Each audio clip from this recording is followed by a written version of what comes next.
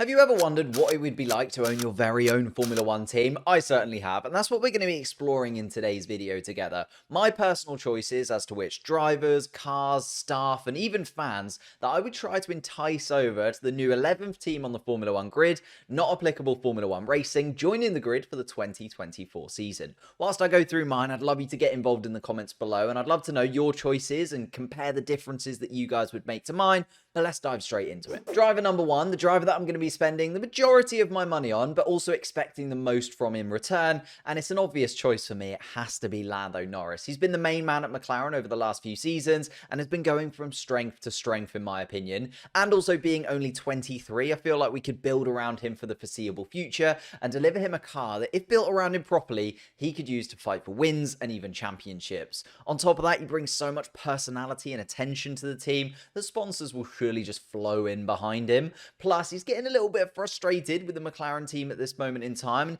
it's possibly the best time ever to try and entice him away from the papaya setup. Lando does need a number two, and I've opted to bring in Carlos Sainz from Ferrari. I recently did a video discussing which drivers were number ones on the 2023 grid. I'll link it down below, but Carlos Sainz was voted as a number two to Charles Leclerc, and therefore I feel like he's eligible for this, even though he is an excellent driver. Now, I can already see the comments. McLaren fan living in 2019. And yes, I missed having Carlos and Lando together.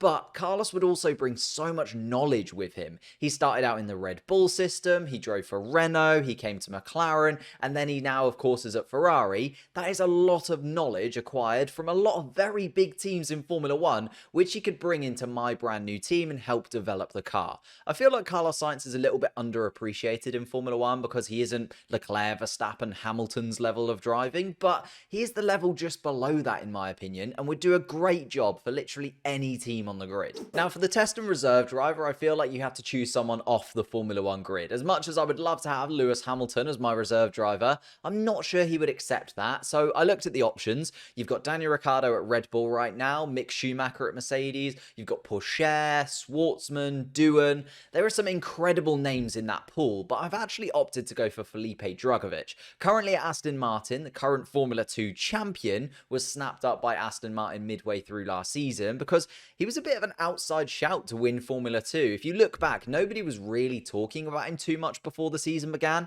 Many eyes were on the drivers already linked to the likes of Red Bull or Mercedes, but he drove so well, and I think eventually he will get that shot in Formula 1, right? And he's Brazilian as well, so just sign him up now. He's going to be my reserve driver. Now for the man where the buck stops. When the team is flying high, you get all the praise, but when it's going wrong, you're the first person to be questioned. The team principal is probably the most important job on the Formula One grid, in my opinion, and that's why mine has to be Gunther Steiner. I know I'm going to get criticism because Toto Wolff and Christian Horner have won championships and been around longer, but Gunther has been at Haas since 2014, almost a decade, and he has put in some incredible performances. He has gone through some incredible highs as well as many, many lows, but he has been dedicated and he has always worked to the absolute limits, dealing with phone calls from Gene, dealing with drivers smashing his door down. He deserves to be at a team with zero dramas. He would come into my team, have an easier life than he's had at Haas, and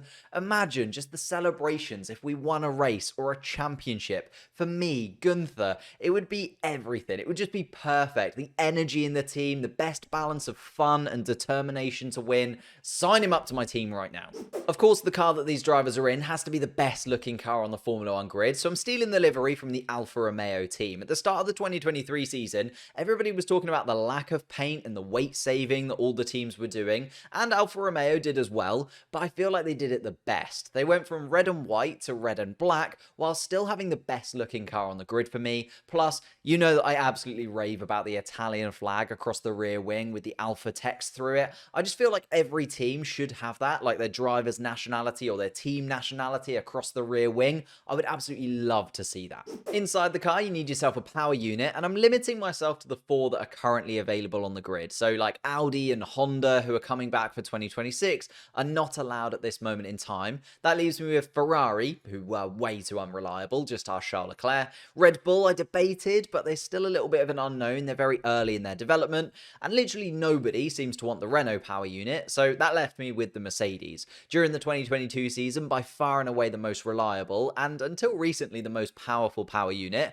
Plus, if you have the Mercedes power unit, you can start to build those links with other teams that have the Mercedes power unit, so I can start making links with, well, Mercedes, obviously, but also Aston Martin, McLaren, and Williams for things like test drivers and shareable parts. So at the moment, I feel like the Mercedes power unit is still the most enticing, but others are coming into Formula One very soon, and I think we'll be shaking things up a lot.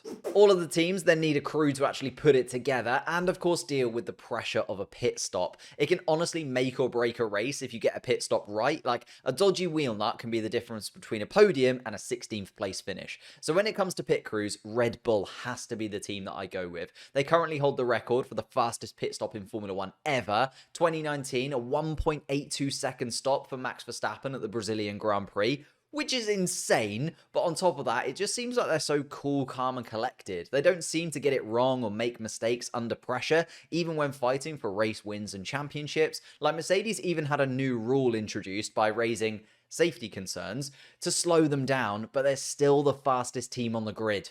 Now I have my drivers behind the wheel and the car's ready to go, I need a strategy team for the races. Looking at the grid, I kind of thought, what am I looking for? I'm looking for a team that knows when to gamble and gets it right consistently.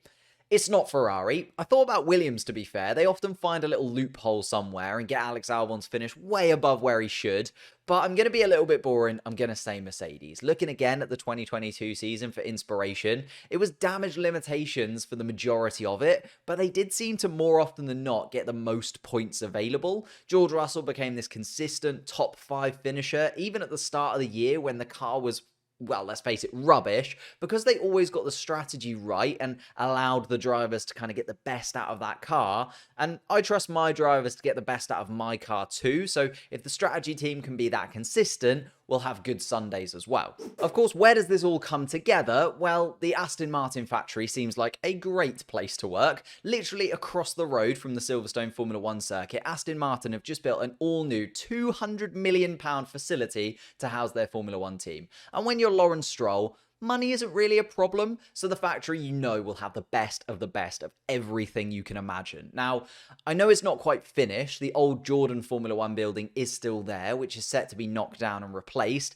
And also, I think the wind tunnel isn't quite finished up yet either. So I'm going to let Lawrence finish that up for us. Maybe we can use parts of the site which are finished. And once it's all done, we will happily expand out the team into the other buildings too. Aston Martin have said that their factory is going to have a massive impact on their 2024 car in particular, and as that's the first time that they will have the entire facility finished, that's perfect, because that's when my team are joining the Formula One grid. Finally, of course, the fans, the thing that really keeps Formula One ticking. When we turn up to a race weekend, we need that extra buzz to just give the team a boost and the drivers that extra tenth of pace. And I've gone for Daniel Ricciardo fans because they just seem lovely. Like, they seem to be at every single Grand Prix wherever in the world Formula One seems to land, but the biggest contingents are Australia, obviously, and the USA. And I've been to one sporting event in the US, and it was probably the most fun I've ever had in a sports crowd. Like, the energy was just electric. On top of that, like Danny himself, his fans are always smiling and seem to be looking for a good time. He's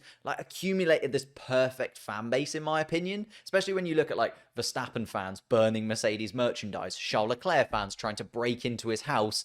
Daniel Ricciardo fans are just fun, and because he's not on the grid right now, they could come over to Not Applicable Formula One for a season or two, and maybe we can get him into a seat at some point. So there we have it. That's my dream Formula One team if I were making a new team coming in for the 2024 season, but I would absolutely love to know yours in the comments down below. Like, get really detailed. Tell me every single thing that you would have. Whilst you're down there, leave a like on the video, subscribe to the channel if you're new, and I'll see you next time.